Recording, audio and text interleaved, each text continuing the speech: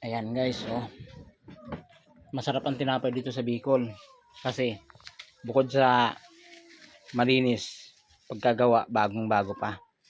Ayan, ubos agad yan. Mamaya i-deliver yan sa mga isla. Daming tinapay ah. Ayan guys, oh. Pambinta ng tinapay sa kapatid ko yan. Isa nito 20. Yan oh. Kailan tayo i-deliver natin din? Ha? Ngayon. Ito yan ang kapatid ko, may-ari niyan. Namamahala lang. Asan na yung bigay sa amin ni Kububoy? Ayan o.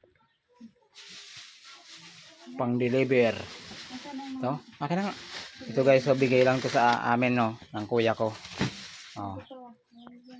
Pang merienda, almusal. Pag may mga may mga sobra, binibigay na lang sa amin ng kapatid namin. Kapatid kong quality.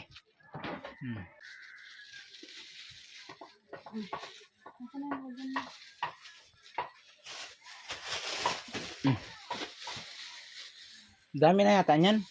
Daming bata doon. Ha? Ang daming bata. Bago ito oh.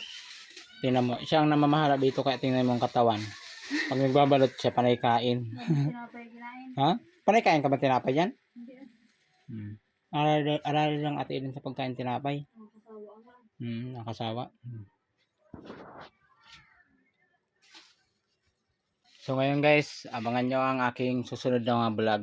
Darahon mo na yung mga dito. Okay, maraming salamat.